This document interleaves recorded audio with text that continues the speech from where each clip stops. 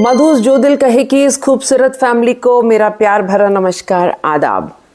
सबसे पहले तो हमारी इस प्यारी फैमिली को नए साल की बहुत बहुत शुभकामनाएं। आने वाला साल आप लोगों के लिए बहुत सारी खुशियां लेकर आए और आप सब लोग हमारे इस छोटू से परिवार से हमेशा जुड़े रहें और हमारे साथ बातें करते रहें। जैसा मैं हर बार कहती हूँ कि एंटरटेनमेंट तो एक बहाना है, मकसद जिंदगी को पहचानना है।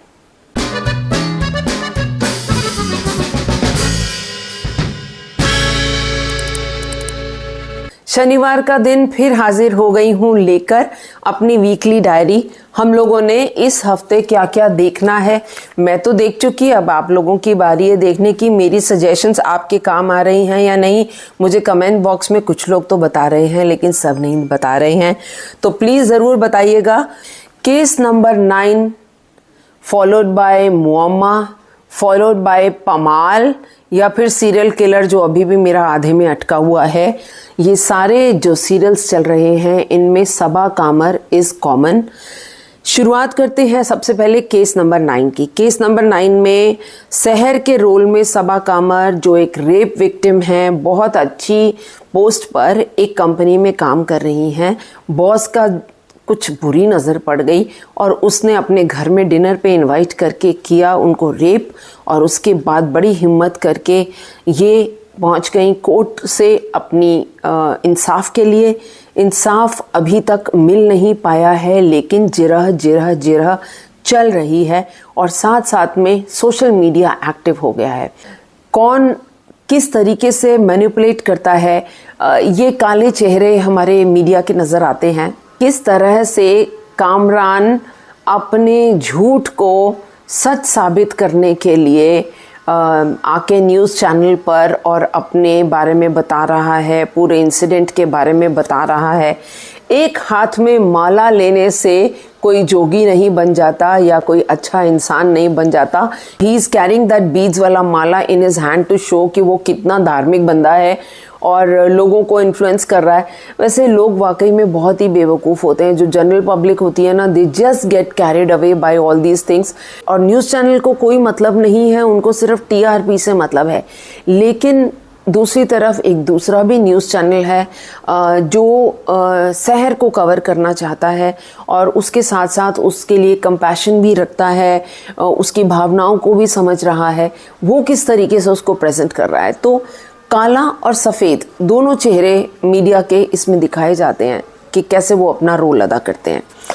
आई रियली फील कि जिस दिन किसी भी देश का मीडिया जो है वो बिकाऊ नहीं रहेगा, वो अपने पैसे के लिए सिर्फ जो है न्यूज़ बेचेगा नहीं, जैसे कहते हैं ना न्यूज़ बेचना, जिस दिन ये चीज़ बंद हो गई ना उस दिन पब्लिक को विश्वास होने लगेगा कि हाँ न्यूज़ चैनल सही दिखा रहे हैं।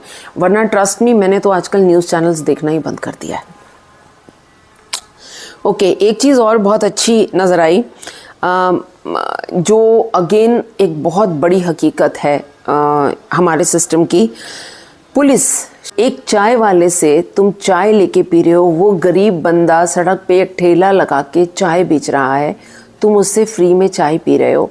जब वो आके अपने पैसे का तकाजा कर रहा है, सर मेरे पैसे दे दो, मैं बहुत गरीब हूँ, इल्लीगल तरीके से ठेला लगाया हुआ है, उठा दें तेरा ठेला। क्यों? अगर ठेला उठाना ही है तो उससे पहले उठाना, चाय पीने से पहले। चाय के पैसे देने की बात आई तो तुझे ठेला उठाने की बात याद आ गई। तो भाई मैंने खुद ऐसे चेहरे देखे हुए हैं। मैं ये नहीं कहूँगी कि हर पुलिस का बंदा करप्ट होता है या हर पुलिस का बंदा ऐसे ही बिहेव करता है। मेरे पास बहुत सारे एक्सपीरियंसेस हैं पुलिस ऑफिशियल्स के। जब आप सड़क पे अपनी स्कूटी लेके या गाड़ी लेके निकलते हो तो कभी ट्रैफिक पुलिस वाला रोकता है तो कुछ अच्छे भी लोग मिलते हैं, कुछ बुरे भी मिलते हैं। बाकी भी बहुत सारे इंसिडेंट्स, एक नॉर्मल रूटीन में भी आपको पासपोर्ट बनाना है तो भी पुलिस वेरिफिकेशन के लिए कोई बंदा आ रहा है। ये सारे इंसिडेंट्स सबके पास एक नॉर्मल ज़िंदगी में भी आप कहीं ना कहीं इंटरेक्ट करते हो पुलिस ऑफिशियल से। ये मेरे पास सब खट्टे मीठे एक्सपीरियंस है, किसी दिन अलग से हम शेयर करेंगे सिर्फ पुलिस वालों के साथ में खट्टे मीठे एक्सपीरियंस। लेकिन एक इंसिडेंट यहाँ पे बताना चाहूँगी कुछ सिमिलर इसी तरीके का।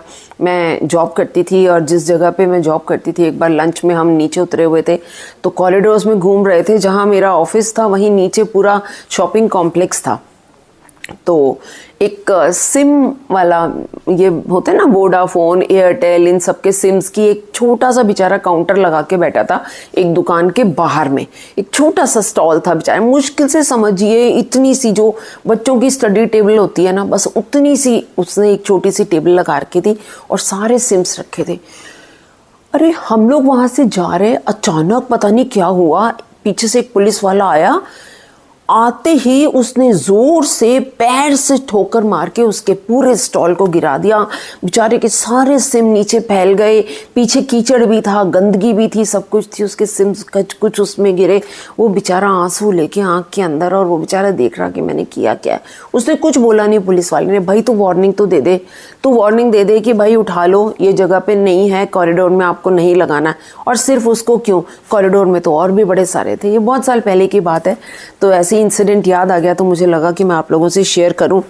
इस तरीके से जो किसी गरीब को, किसी मजलूम को अगर आहत करता है ना, नुकसान पहुंचाता है, जिंदगी में कभी ना कभी उसको उसका हर्जाना देना पड़ता है। अभी इसमें भी तो यही चल रहा है ना, केस नंबर 9 में क्या चल रहा है, पैसे खा के पुलिस वाला जो बंदा है वो सारी उसने रिपोर्ट्स बदल दी, और जो रेपिस्ट है उसके हक में सारी की सारी गवाहियाँ दे रहा है।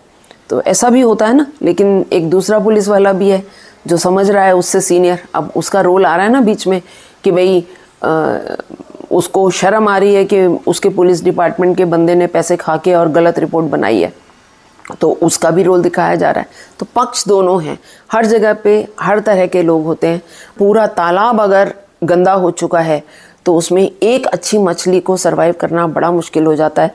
लेकिन हाँ, अगर एक साफ़ सुथरा तालाब है जिसमें सारी मछलियाँ अच्छी हैं, उसमें कोई एक गंदी मछली अगर नज़र आती है तो उसको निकालना आसान है।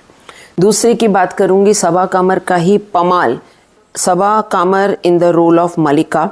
अब उसको सब कुछ अपने आप मैनेज करना है, उसकी बेटी को भी, इस घर को भी, बाहर को भी, और अब उसको कुछ नौकरी वोकरी भी पकड़नी है ताकि उसका खर्चा चलता रहे। इतना भी प्रोविज़न नहीं करके गया उसका हस्बैंड कि वो ज़िंदगी भर बैठ के आराम से खा ले, कुछ तो उसको हाथ पैर मारने पड़ेंगे।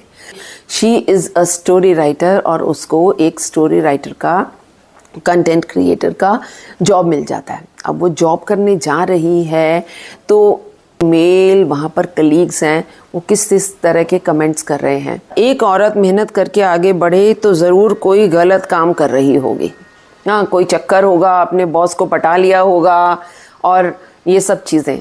तो आई थिंक ये बहुत ही रिलेटिव चीज़ है। कोई भी लेडी जो है, जो वर्किंग लेडी है, वो इससे अपने आप को रिलेट कर पाएगी कि अगर वो एंथुजियास्टिक होते हैं towards their career and they want to put in their best, और उनकी कोई अगर मेल, उनका सीनियर या कलीग कोई तारीफ़ कर दे तो लोग बहुत सी बातें बनाने लगते हैं। ये एक कॉमन सी बात है।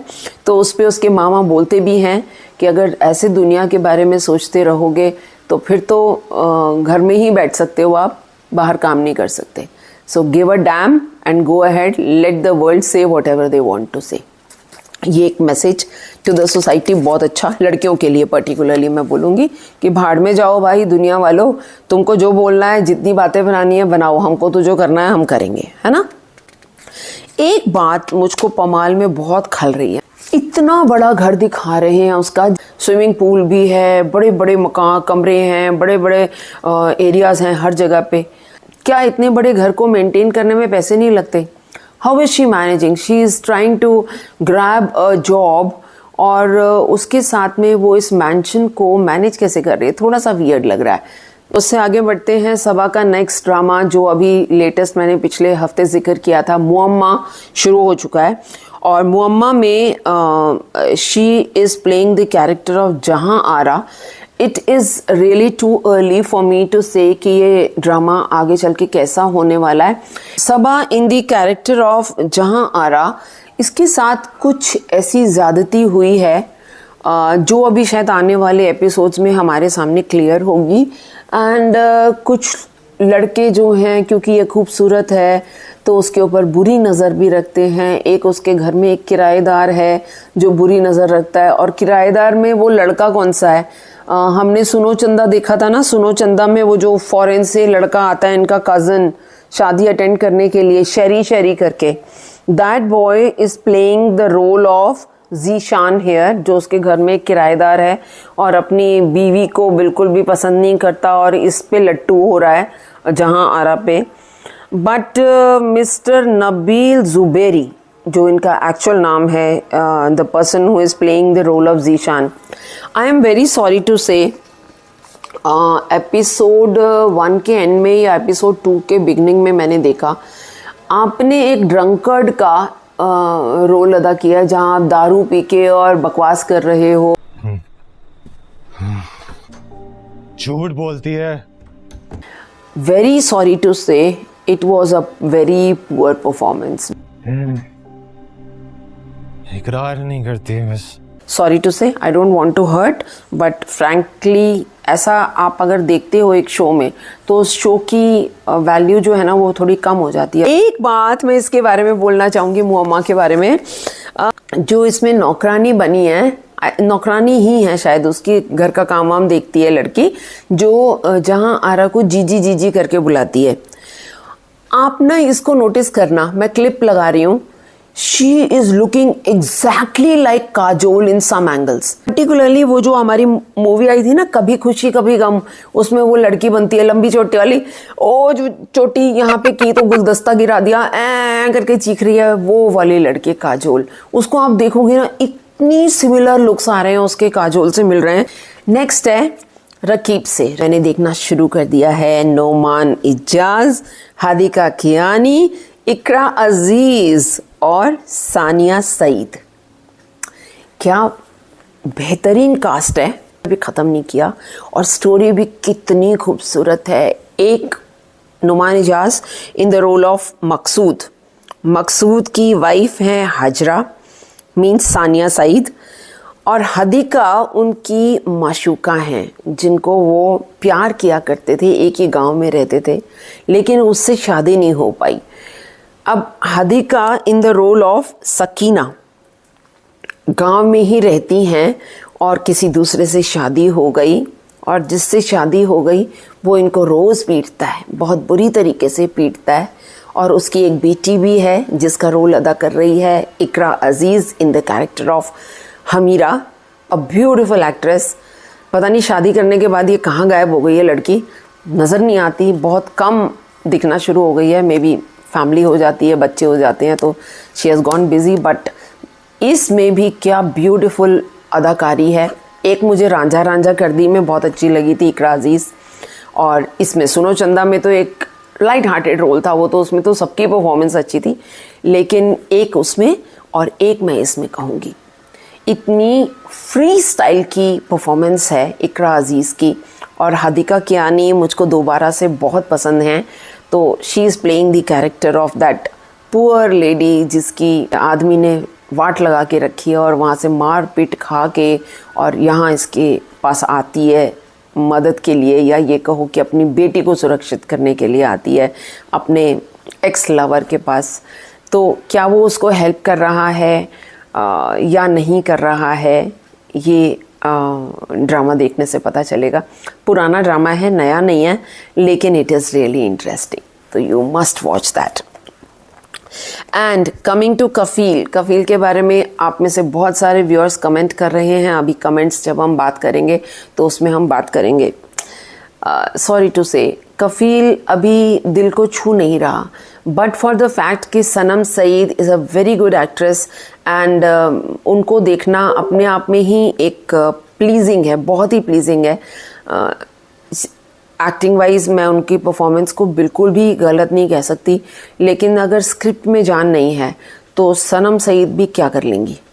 तो मुझे स्क्रिप्ट में मज़ा नहीं आ रहा, अजीब सी स्क्रिप्ट बनाई है। उसका जो हस्बैंड दिखाया है वो तो बिल्कुल टॉलरेबल ही नहीं है। आई मीन मुझे समझ ही नहीं आता कि क्या कैरेक्टर उसका दिखा रहे हैं। इतनी तारीफ़ें हो रही हैं, उसका जो बाप है वो तो अरे भैया ये तो हमारा बुढ़ापे की औलाद है, ऐसा करके कुछ कमेंट कर रहा है। बुढ़ापे की औलाद, बुढ़ापे की औलाद क्या होता है, मतलब उसको उनको चाहिए हमारी सेवा करने के लिए कोई हो, और बाकी कोई निकम्मा है, नकारा है, कोई काम नहीं करता, सिर्फ लोगों से पैसे हटता रहता है, इधर से उधार, अपने भाई बहनों से मांगता रहता है, तो एक इंसान सही हो गया।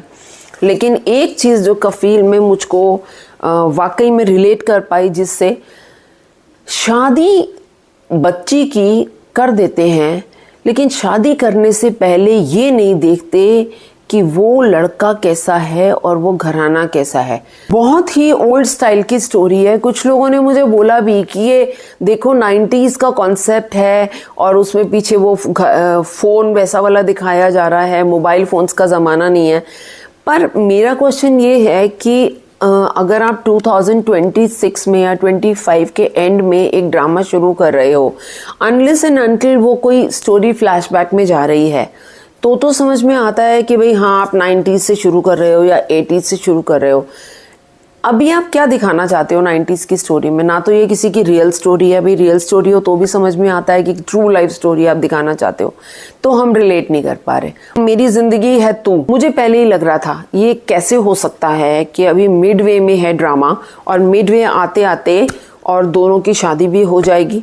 तो दो चीज़ें दिमाग में आ रही थी। मैंने कहा या तो शादी होगी नहीं है, कुछ ना कुछ लास्ट मिनट पे लफड़ा होगा, और या तो ये जो लड़का है ये शादी करके उसको तंग करेगा, क्योंकि इसने उसको थप्पड़ भी मारा, इसने उसकी सोटी लेके पिटाई भी करी। तो मुझे लग रहा था या तो इससे ये बदला लेने के लिए शादी कर रहा है और शादी करने के बाद इसको ये तंग करेगा। तो अभी कुछ सीन क्लियर हो गया कि वो सीन तो नहीं बन रहा है कि वो बदला लेने वाला है, वो जेन्युइनली इससे प्यार करता है आयरा से। काम्यार के रोल में बिलाल और आयरा के रोल में हानिया आमिर। तो वाकई में वो प्यार तो इससे करता है, और अब दोनों की तरफ से एक एक विलन आ गए हैं। मतलब कि काम्यार की जो एक्स गर्लफ्रेंड जिससे उसकी शादी होने वाली थी, और इधर आयरा का ऑलमोस्ट होने वाला पति जिससे उसकी शादी तय होने वाली थी, लेकिन बीच में काम्यार आ गया। तो वो दोनों अब विलन बन गए हैं, दोनों ने हाथ मिला लिया है एक दूसरे से। अब इसके साथ में कॉन्स्पिरेसी कर रहे हैं। दारू पिला दिया और दारू पिला के उसको उसके घर भेज दिया लड़की के, वहाँ जाएगा बकवास करेगा और माँ बाप कहेंगे इसको तो तमीज़ ही नहीं है, इस शराबी से शादी करा रहे हैं, ऐसा करके कुछ कर रहे हैं। तो मज़ा नहीं है उसमें, मज़ा नहीं आया। जो ये मुझे लग रहा था कुछ इंटरेस्टिंग बनाएंगे कि उसके साथ में क्या करने वाले हैं, बट इंटरेस्टिंग तो अजीब सा ही बना। पता नहीं, आप लोग बताना आपको ये अच्छा लगा मेरी ज़िंदगी है तू में, जो इन्होंने ये ट्विस्ट जिस बेसिस पे लेके आए हैं। ट्विस्ट तो लाना था, लेकिन जिस बेसिस पे लेके आए हैं, क्या ये ट्विस्ट आपको ठीक लगा? कमिंग टू नेटफ्लिक्स पे एक मैंने कोरियन मूवी देखी है, द ग्रेट फ्लड। ये साईफाई मूवी है। अगर आप लोगों में से भी कुछ लोगों ने देखी हो तो प्लीज़ यार मुझे समझा देना। मेरे तो बिल्कुल ऊपर से निकल के चली गई। हम कह रहे थे हो क्या रहा है। एक बिल्डिंग में एक लड़की रहती है अपने 6 साल के बेटे के साथ। उसका 6 साल का बेटा जो है वो क्रिएट किया गया है, काइंड ऑफ अ रोबो है, और वो हमेशा 6 साल का ही रहेगा। कुछ एक्सपेरिमेंट्स चल रहे हैं और उसके बीच में जी बिल्डिंग पूरी फ्लड आ जाता है, पूरी बिल्डिंग पानी से भरती चली जा रही है। वो लड़की पता नहीं कितनी बार डुबकी लगाती है पानी में, फिर बच जाती है, उसमें से निकल के आती है। उसके टी शर्ट के ऊपर एक नंबर है, वो बार बार बदलता जा रहा है। यार प्लीज़ किसी ने अगर ये मूवी देखी है ना तो मुझे इसका मतलब समझा दो, मेरे बिल्कुल ऊपर से चली गई। नेटफ्लिक्स पर ही एक नई मूवी देखी है, सिंगल सलमा। अरे बाबा, पहले तो जब शुरू हुई तो लगा कि मैं पैडमैन देख रही हूँ, थोड़ी देर के बाद लगा मैं क्वीन देख रही हूँ। तो it is a kind of mixture of Padman and queen. और आगे चल के क्या बन रही है स्टोरी ये देखना। शॉर्ट में ये बता रही हूँ, हुमा कुरैशी है इसके अंदर। बहुत अच्छे project she is picking up. अभी पीछे दिल्ली क्राइम सीजन 3 में भी मैंने बहुत तारीफ की थी, स्पेशल मेंशन किया था हुमा कुरैशी का।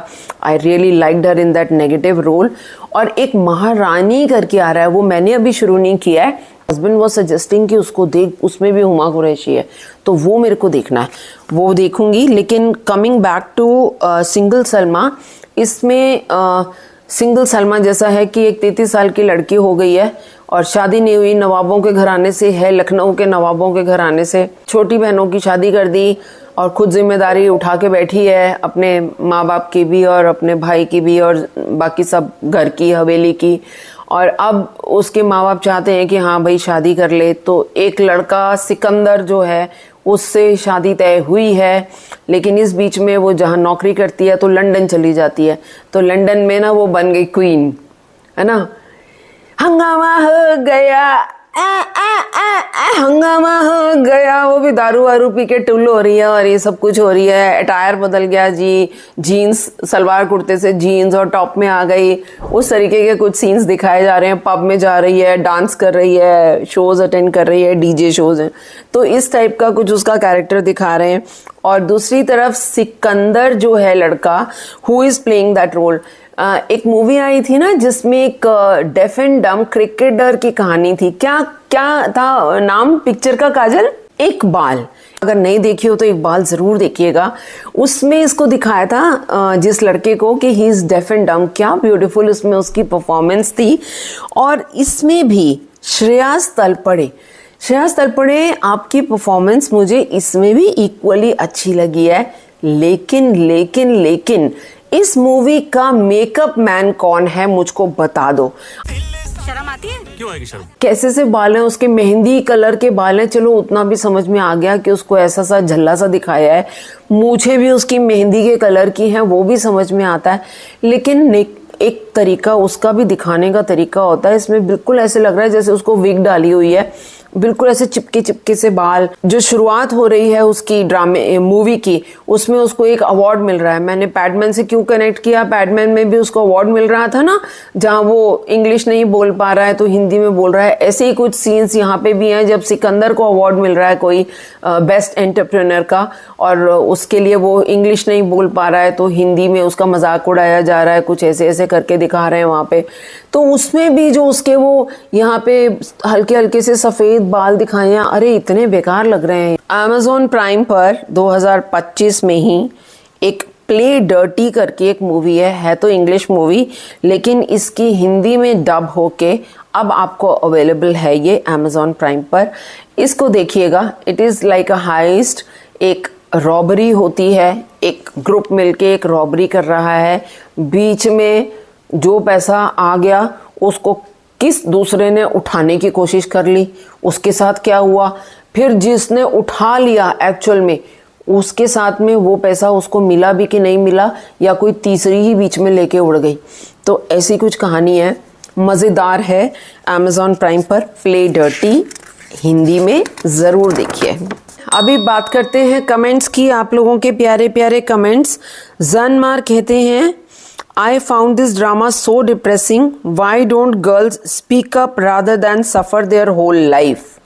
कफील की बात चल रही है कि अपने बारे में बात क्यों नहीं करती हैं लड़कियां। भाई जब वो तुमको कोई लड़का पसंद था, एक बार तो मुंह से निकाल देती।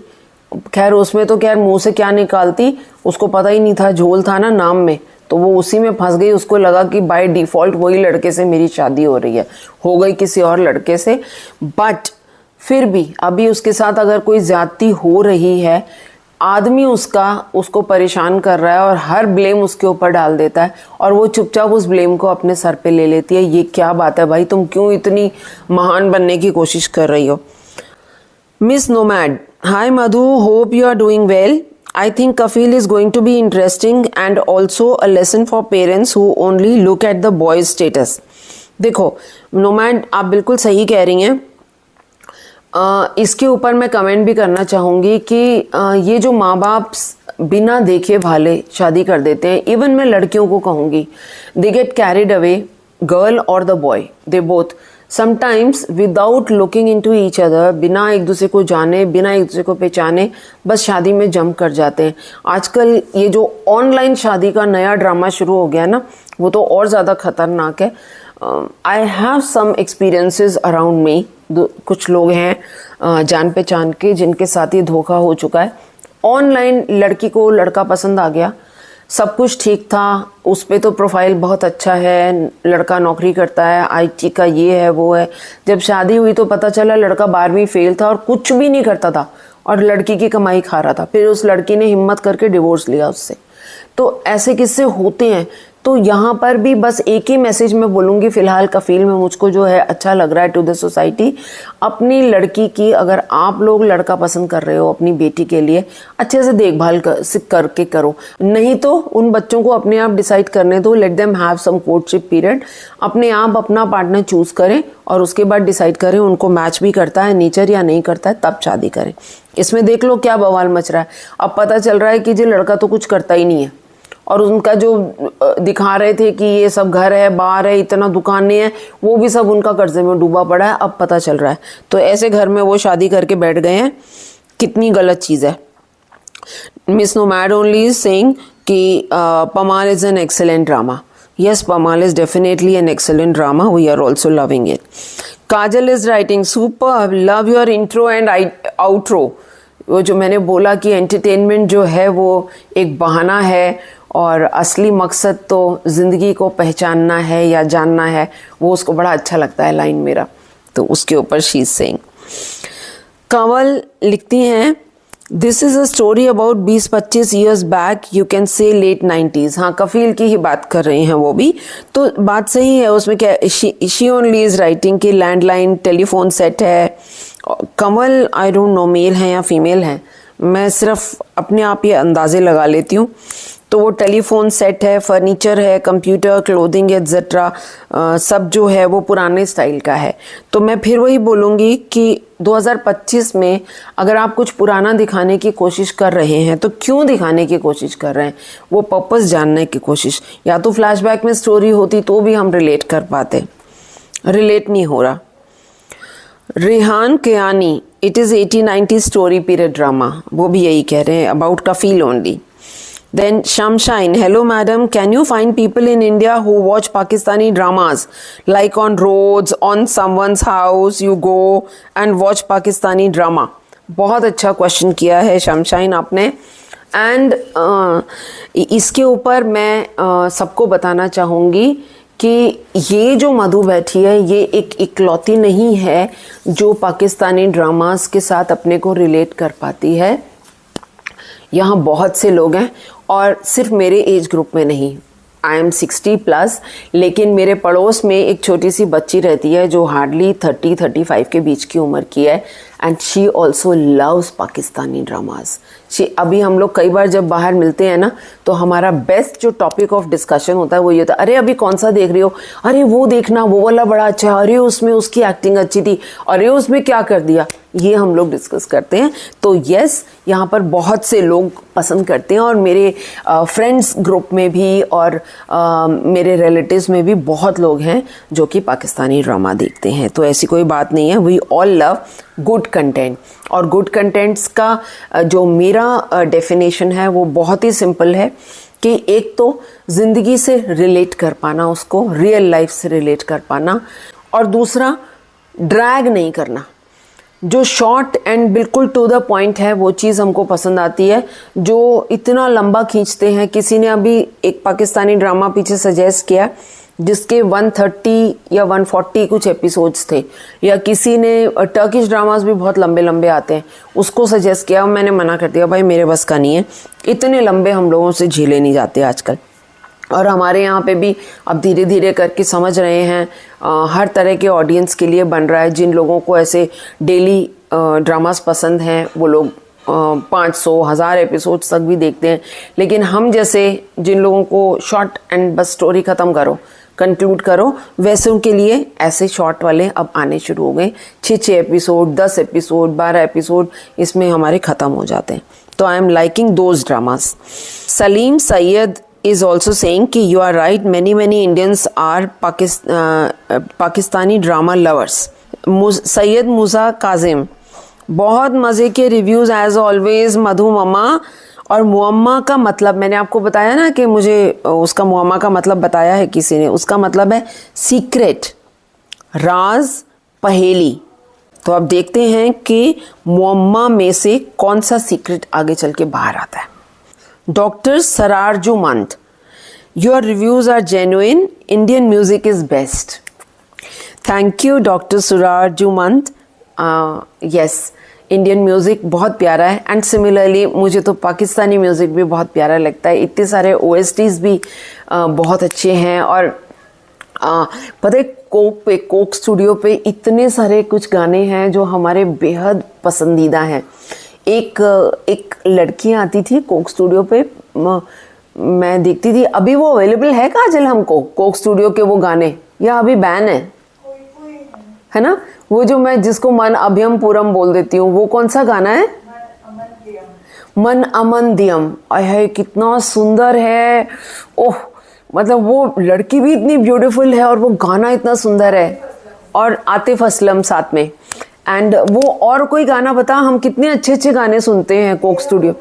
हाँ, तेरा वो प्यार याद आएगा। और इस वाले गाने की तो मैंने बड़ी टांगे तोड़ी हैं, क्योंकि मुझे इसके मीनिंग नहीं पता ना, और उसके वो शायद कश्मीरी भाषा में है। क्या बताया फिर? मन अभ्यम दियम। इसको मैं पता है कैसे बोलती हूँ, अभी हंसना मत आप लोग प्लीज। मन अभ्यम पुरम, मन अभ्यम पुरम। इश्क फरियाद खुरम, मलहाई कपूरम, मन अभ्यम पुरम। आई एम सॉरी, मैं खुद ही हंसे जा रही हूँ। मैं बहुत टांगे तोड़ती हूँ गानों की। जैसे क्या वो वाला गाना ना, सावन का महीना पवन करे शोर, उसको मैं क्या बोलती हूँ? सावन 2 महीनों पवन करे शोर। तो ऐसा हम बहुत कुछ करता है, तो हमको इग्नोर करना। मुझे उसका मीनिंग ही नहीं पता उसके कश्मीरी वर्ड्स का, लेकिन इतना ब्यूटीफुल सॉन्ग है। जब भी चलाती है ना मेरी बेटी, वो तो चलाती है कोक स्टूडियोज के बड़े। अभी पता नहीं बैन है, अभी भी खुल गए कि नहीं खुले, मुझे देखना पड़ेगा। Then okay, there is a correction. मैं हमेशा कश्मीरी बोलती थी, क्योंकि वो जो अटायर लगता था ना, मुझे कश्मीरी लगता था। शी इज सेइंग कि it is a Persian Iranian song, तो उसके मीनिंग मुझे बिल्कुल भी नहीं पता है। तो प्लीज, मैं गाने का मजाक नहीं उड़ा रही हूँ, मेरे को वो गाना बहुत पसंद है, पर बस मेरे को जब वर्डिंग्स नहीं आते और मेरे पास एक प्यारी सी ट्यून होती है तो मैं उसमें कोई भी वर्ड्स डाल देती हूँ। इस तरीके से गड़बड़ करती हूँ मैं। ओके, आगे बढ़ते हैं। मैं घुस जाती हूँ, बस एक ही चीज बोलना शुरू होती है तो उधर ही हो जाती हूँ। रचना जी नमस्ते मैडम, ये बात बार बार कहूंगी कि मुझे आपको सुनना बहुत पसंद है। आप थोड़ा और लंबी बातें किया करें। थोड़ी लंबी बातें करा करूं? अरे बाबा, इतनी गाली खा रही हूँ। एक उस दिन लड़के ने, किसने, कोई मॉन्डल करके था, वो कहता है बकवास बहुत करती हो। इतना बोलता बाबा। अभी आप बोलते हो कि मैं और बातें क्या करूं, इतनी तो करती हूँ लंबी, भाग जाएंगे बाकी सारे लोग। वो कहती हैं आपकी वजह से मेरा समय बहुत अच्छा पास होता है। आप जो भी सीरीज या ड्रामे बताते हो सब देखती हूँ। मेरे बच्चे बाहर पढ़ने गए हुए हैं तो हम अकेले ही रहते हैं। मैं बच्चों को बताती हूँ फ़ोन पर कि आप मेरी अच्छी दोस्त बन गई हो, ऐसे ही हमसे जुड़े रहिएगा। Love you madam. देखो कितना प्यार देते हैं ना आप लोग। तो मैं बताओ कमेंट्स कैसे ना पढूं? आपके कमेंट्स मेरा मोराल बूस्ट है ना? बोनवीटा बूस्ट कहते हैं ना, वो है मेरा। मैं तो बड़ी खुश होती हूँ आपके कमेंट्स पढ़ के। Alimullah ji, respected madam, a great love and respect. I am really waiting for your reviews, your observation so much strong. ऐसा लिख रहे हैं madam ji. You also write a drama script. आपको मुझसे ड्रामा स्क्रिप्ट चाहिए? पता है, देखो मैं सही बात बताऊं, स्टोरीज जो होती हैं ना, जैसा मैं हमेशा कहती हूँ, आपके आसपास के माहौल से आती हैं। एंड इनका मैंने जवाब देना था और मेरे पता नहीं, मैं कमेंट कर रही थी, बीच में कोई आ गया और रह गया। अब मुझे याद आ रहा है, मैंने इनका कमेंट ही नहीं वापस रिप्लाई किया। अलीमुल्ला जी, आपकी इंफॉर्मेशन के लिए बताऊं कि मैंने एक स्टोरी ऑडियो में नरेट की थी इसी चैनल पर, उसका लिंक दे दूंगी। उसको मैंने 4 वॉल्यूम्स में निकाला था। नाम था मैं हूँ राधा। मैं हूँ राधा एक रियल लाइफ पे बेस्ड स्टोरी है जो मैंने नरेट की है। अपनी स्क्रिप्ट है मेरी और अपना ही मेरा नरेशन है सब कुछ। लेकिन जो स्टोरी है वो एक ऐसी औरत की है जिसने अपनी पूरी ज़िंदगी अपने भाई बहनों को, अपने परिवार को डिवोट कर दी। ना सिर्फ ज़िंदगी कहूँगी, उनका पैसा भी, उनकी जायदाद भी, सब कुछ जो थी वो दूसरों ने ही किसी न किसी तरीके से लेने की कोशिश कर ली। और वो 90 साल की उम्र तक ज़िंदा थीं, अकेली थीं, और कैसे उन्होंने अपनी ज़िंदगी बिताई और कैसे कैसे चेहरे होते हैं जो आसपास होते हैं, क्या वो उनका साथ देते हैं या क्या वो सिर्फ पैसे के लिए उनके आगे पीछे फिरते हैं। ये इसके ऊपर स्टोरी बेस्ड थी। तो मैं आप सब लोगों को इस वीडियो के द्वारा बोलना चाहूँगी कि आप उसको सुनिएगा कभी टाइम निकाल के, जब आपको टाइम मिले। नीचे मैं लिंक दे दूँगी, मैं हूँ राधा, ऐसा करके है। 4 वॉल्यूम्स में निकाली थी मैंने। ओके, दीपिका अग्रवाल लिख रही हैं, Atika Odho is no longer associated with क्या ड्रामा। ओके, मैंने क्या ड्रामा के बारे में बोला था कि अतिका ओधो उस शो में आती हैं, तो अभी वो उसमें एसोसिएटेड नहीं है। फ्रैंकली स्पीकिंग, क्या ड्रामा है, मैं पहले बहुत शौक से देखा करती थी, क्योंकि मैं भी रिव्यू देती हूँ। लेकिन मैं हमेशा क्या करती थी, पहले अपना रिव्यू देती थी किसी पर्टिकुलर ड्रामा पे, उसके बाद मैं उनका रिएक्शन देखती थी कि वो क्या बोल रहे हैं और क्या हम लोगों के व्यूज़ मैच करते हैं, ऐसा करके मैं करती थी। बट मैंने उनको फॉलो करना छोड़ दिया क्या ड्रामा है, क्योंकि उस पर जिस तरीके से इंडिया के बारे में बोला जाता है, उसमें अटायर, इंडिया की औरतें सिंदूर साड़ी डाल के और हमारे ड्रामों का बेड़ा गर्क कर देंगी, ऐसे ऐसे करके एक आध उनमें जो रिव्यूअर हैं वो बोलती हैं ना, तो वो सुन के अच्छा नहीं लगता। फिर मेरा खून खौलता था अंदर से। देखो, कुछ भी है, हाँ, अपना एक डेकोरम मेंटेन करना चाहिए, मुझे ऐसा लगता है। आप एक पब्लिक फोरम पे हो जहां आपको हर जगह से प्यार मिल रहा है, ग्लोबली प्यार मिल रहा है, तो उसकी इज्जत करना सीखो। अगर आपको कोई बात बोलनी भी है तो तमीज़ से बोलो। भाई ये क्या होता है, ऐसे मुंह बना बना के साड़ी सिंदूर, फिर अगली बार भी एक बार उनको अवॉइड किया, फिर उन्होंने ऐसा ही कुछ और कमेंट किया, तो मुझे लगा यार अपना खून खौलाने से क्या फ़ायदा है, इससे तो देखना ही छोड़ दो। तो मैंने काफ़ी टाइम से दीपिका जी मैं देख नहीं रही थी उसको, बट आपने अच्छा किया मुझे बता दिया कि अतिका ओधो अब उससे एसोसिएटेड नहीं है। और शी सेइंग कि she has been replaced by Bushra Ansari, however Bushra is not very regular on the panel, ऐसा करके बता रही हैं। दीपिका, थैंक यू, आपकी भी जो इनपुट्स हैं वो बहुत मज़े की होती हैं। देखो, कई बार क्या होता है, हम बोल जाते हैं फ्लो में, तो पीछे से मेरी बेटी का कमेंट आ रहा है कि मम्मा आप जब बोल रहे हो तो ऐसा लग रहा है जैसे अतिका ओधो ने वो कमेंट्स किए थे। नो, उन्होंने नहीं किए। She is a very decent lady, ये किसी और ने किए थे, तो इसको मिसलीड मत कीजिएगा कि मैं ऐसा बोल दी हूँ। अतिका ओधो नहीं, कोई दूसरी जज थी, वो बोलती हैं ऐसे, तो फिर अच्छा नहीं लगता, इसलिए मैंने उसको देखना बंद कर दिया।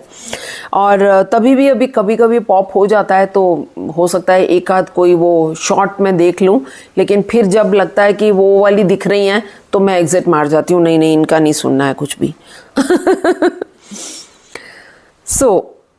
रचना जी कह रही हैं कि मेरे बच्चे घर आए हुए हैं, मैंने आपको उनसे मिलवाया और अपने हस्बैंड को भी, वो सब बड़े खुश हैं। रचना जी थैंक यू, और आपके बच्चों को खूब सारा प्यार, आपके हस्बैंड को भी नमस्कार। जुड़े रहिए, बस इतना कहूँगी कि छोटू सा परिवार है हमारा। और एक दूसरे हमारे व्यूअर ने तो लिखा कि आपके पास मिलियन सब्सक्राइबर्स होने चाहिए, तो चलो कोई बात नहीं, मिलियन सब्सक्राइबर्स नहीं हैं, भगवान करेगा हो भी जाएंगे, बट जितने भी हैं आप लोगों का प्यार जो है वो मेरे लिए मिलियन सब्सक्राइबर्स के बराबर है। थैंक यू रचना जी।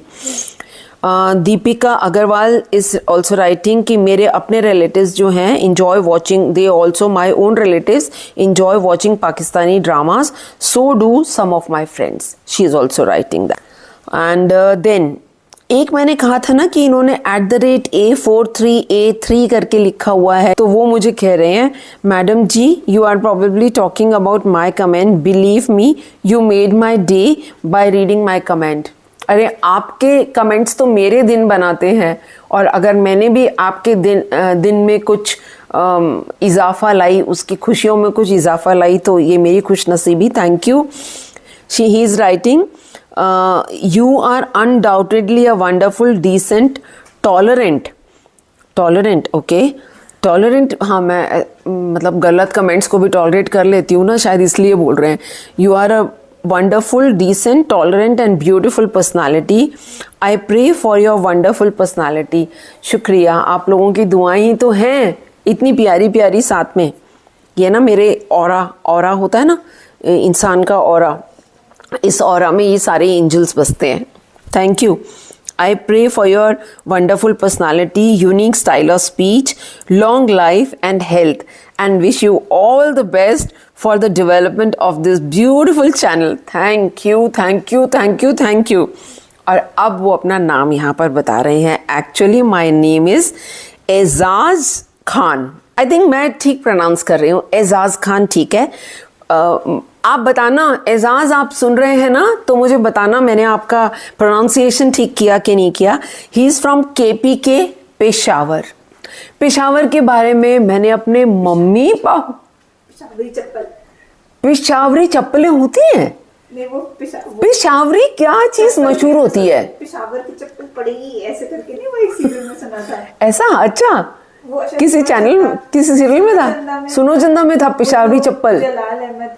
ओ हाँ, वो पेशावर से ही था ना शायद, मेरे ख्याल से जलाल का जो कैरेक्टर दिखाया था. पेशावर कहते हैं. ओ हाँ हाँ हाँ हाँ, राइट. तो पेशावर की कौन सी चीज़ें मशहूर हैं हमको कमेंट करके बताइएगा.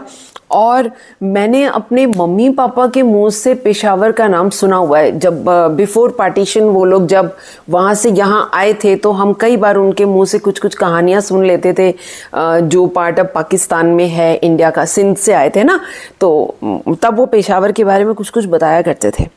सो thank you Ejaz Khan ji for such beautiful comments. मैंने आपका दिन क्या बनाया, आपने मेरा दिन बना दिया. Thank you. प्रिंस अमार, आप उर्दू में लिखते हैं तो मुझे ट्रांसलेट करना पड़ता है इसको. देखो, प्रिंस अमार ने Atika Odho is 1980s drama नजत जवारत था, was great.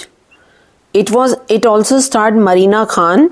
Kafil is a novel written in the 1990s. ओह देखो, अब इंफॉर्मेशन मिलती है ना.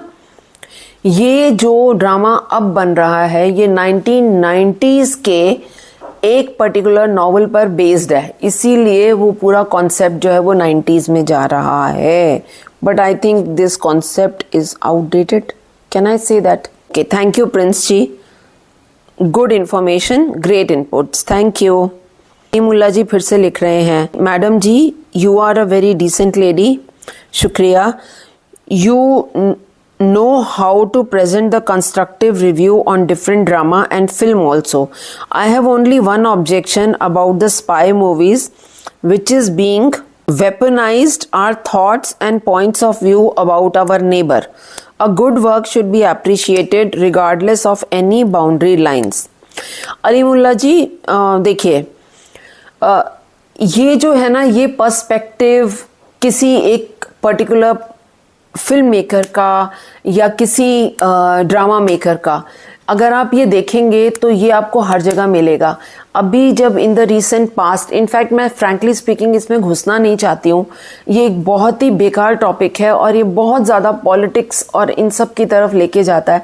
हमारा जो चैनल है वो हम लोग एंटरटेनमेंट के रिव्यू के लिए बना है और हम उसी पे स्टिक करना चाहते हैं. और जैसा आपने बोला, मैंने भी आपको ये बात बोली ना कि मुझे बहुत बुरा लगता है जो वो क्या ड्रामा है में अगर वो एक लेडी हैं जो इस तरीके से बोलती हैं. और एक दो यूट्यूबर्स भी बहुत एक्टिव हो गए थे सडनली अप्रैल के बाद, इतना गालियां बक रहे थे, अपना एंटरटेनमेंट रिव्यू छोड़ के पता नहीं क्या क्या बोलना शुरू हो गए थे इंडिया के बारे में.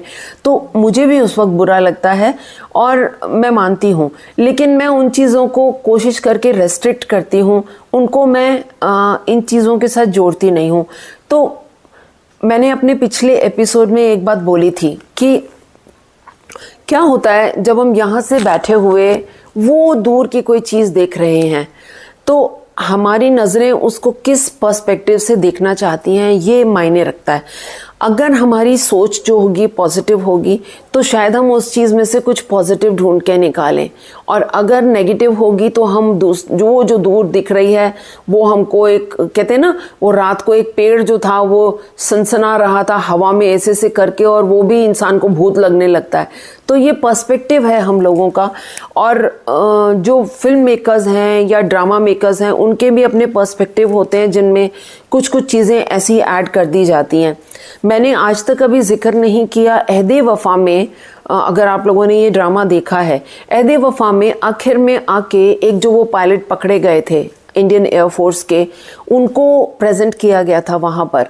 तो वहाँ पर भी कुछ ऐसी चीज़ें बोली गई जो कि शायद थोड़ी दिल को हर्ट कर रही थी, लेकिन हमने उन चीज़ों को इग्नोर किया क्योंकि वो भी समझते हैं कि उनको अपनी मासेस को क्या दिखाना है, और यहाँ पे भी समझते हैं कि उनकी मासेस को क्या दिखाना है। सच्चाई क्या है ये ना आप जानते हो ना मैं जानती हूँ। हाँ, जब एक चीज़ मूवी या ड्रामा के रूप में आती है तो जब तक उसकी वो इंटेंसिटी को बढ़ाते नहीं हैं तब तक शायद पब्लिक के दिल तक नहीं पहुँचती, इसलिए वो कई बार आउट ऑफ प्रोपोर्शन भी हो जाते हैं।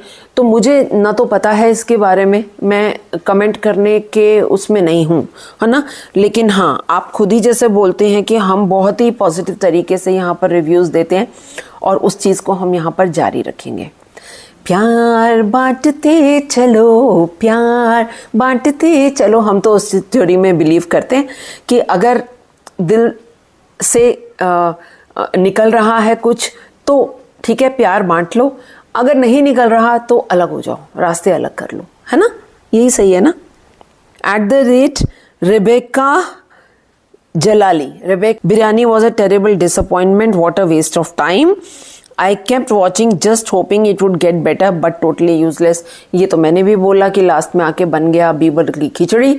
शुरू में बहुत अच्छा शुरू किया था, I was very happy। Sindhi culture दिखा रहे थे, उसके डायलॉग्स इतने प्यारे और मज़ा आ रहा था। आगे चल के तो ऐसे ड्रैग किया है, बाप रे, मतलब बैलगाड़ी में बैठ जाओ ना तो भी जल्दी पहुँच जाओगे, इतनी ड्रैग करके ड्रामा पहुँच रहा था।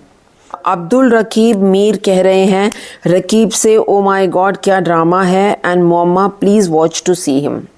मैंने सबीना फारूक के बारे में पूछा था कि वो कहाँ हैं, तो पिछली बार भी मुझे मूसा ने भी बताया था, और अभी भी दीपिका अग्रवाल लिख रही हैं कि she hasn't done any project after that. जो पहले किए थे ना, हमने हैशटैग लास्ट शेयर किया था। दीपिका अग्रवाल इज सेइंग कि she hasn't done any project after that, not sure if she is shooting for Sabina Farooq. तो मुझे इसके ऊपर मूसा ने कमेंट किया है कि अभी 2 आने वाले हैं सबीना फारूक के, इस वक्त वो अंडर प्रोसेस हैं, and because she is very selective about her roles, that is why वो ऐसे वैसे किसी भी ड्रामा को पिक नहीं करती। इन दोनों ड्रामास जो आ रहे हैं उनमें कुछ सोशल इश्यूज हैं। अभी दीपिका ने ही मुझे एक लिंक फॉरवर्ड किया है एक मूवी का, वो भी मैं बताती हूँ आगे। एक और कमेंट है उनका। देन जनमार कह रही हैं मैन वर्सेस बेबी देख लिया, और कंप्यूटर जनरेटेड बेबी है उसमें, लेकिन कंप्यूटर जनरेटेड नहीं है। मैंने चेक किया इसके बारे में, तो कुछ सीन्स जो हैं जहां बेबी को डेंजर हो सकता है, उन सीन्स को उन्होंने कुछ इफेक्ट्स दिए हैं, अदरवाइज वो एक्चुअल बेबी है। जॉइन जहीर कहते हैं thanks Madhu, always waiting for your show every Monday morning at early office hour in Dubai. So thank you Zaheer ji, आपके कमेंट्स के लिए और आपके मेरे शो को इतना पसंद करने के लिए शुक्रिया। Binte Fatima, hi ma'am, I am your new viewer from Pakistan. Welcome Binte Fatima ji, आपका बहुत बहुत स्वागत है हमारे शो पर। Love your reviews ma'am. और ओल्ड पाकिस्तानी क्लासिक्स के लिए बोल रही हैं तन्हाइयाँ देखिए, अनकही देखिए। तो तन्हाइयाँ मेरा देखा हुआ है भाई, और उसके साथ साथ मैं धूप किनारे को क्यों भूलूं, धूप किनारे तो मेरा फेवरेट है, वो भी ज़रूर अगर लोगों ने नहीं देखा तो आप लोग देखिए। और अनकही मुझे याद नहीं आ रहा, मेरे ख्याल से देखा हुआ होगा, उस टाइम पे ये 3-4 ही तो होते थे। और सबसे बड़ी ब्यूटी क्या थी, आज तो तब भी 30-32 तक आ जाते हैं एपिसोड, तब तो 10-11 में ख़त्म हो जाते थे। सुपर्ब, हम तो वो कैसेट्स मंगाते थे ना, तो एक पूरा देख लिया एक ही साथ बैठ के। जन्मार को भय का जो मैंने आपको बताया था उसके ऊपर, sound scary but interesting, yes it is very interesting. और जब मैंने एक बार उस पर सर्च करना शुरू किया तो गौरव तिवारी की एक्चुअल इतनी वीडियोस आ रही हैं। भय अगर आप लोगों को पता ना हो तो इट्स अ वेब सीरीज जिसमें कि करण टैकर है who is playing the role of Gaurav Tiwari. Gaurav Tiwari was the chief of Indian paranormal society, जो कि ये भूत प्रेत जिन जगहों पर होते हैं वहाँ जाके वो भूत प्रेत को ढूंढते थे, उनसे बातें करते थे, और अगर किसी जगह पे रह गए हैं उनको किसी तरीके से वहाँ से निकालने की कोशिश करते थे, उनको रेजिडेंट्स बुलाते थे या हॉस्टल में। ऐसे ऐसे केसेस बहुत सारे उन्होंने सॉल्व किए थे, तो ही वॉज इनटू दैट, और उनके ऊपर ये बनी हुई है। तो it's a beautiful web series, मैंने इसके ऊपर आपको पूरा रिव्यू दिया है, अगर नहीं देखा हो तो ज़रूर देखिएगा वो। पार्थो रॉय सेइंग माधुरी हार्ट दे दिया, तो माधुरी दीक्षित देशपांडे, मिसेस देशपांडे अभी तक देखा कि नहीं देखा, मुझे बहुत कम लोगों के कमेंट्स आए हैं मिसेस देशपांडे पे। It's a beautiful series, you must watch. And then Deepika is sharing the link of that particular movie. इसको मैंने सेव कर लिया है दीपिका, अभी मैं खोल के अभी देख रही हूँ कि ये है कौन सी, मेरा नाम भूल गई मैं उसका। I am going to watch this. एक शक की लव स्टोरी। मैंने लास्ट टाइम बोला था कि शाहरुख खान की आप लोगों को कौन सी मूवी पसंद है, मुझको तो वीर ज़ारा सबसे ज़्यादा पसंद है। तो सैयद मूसा कासिम लिख रहे हैं कुछ कुछ होता है उनको सबसे ज़्यादा पसंद थी। लड़की बड़ी अनजानी, ओह काजोल, ये और रानी मुखर्जी, है ना, बहुत अच्छी मूवी थी वो भी। वो तो पता नहीं कितनी बार हम लोगों ने देखी है।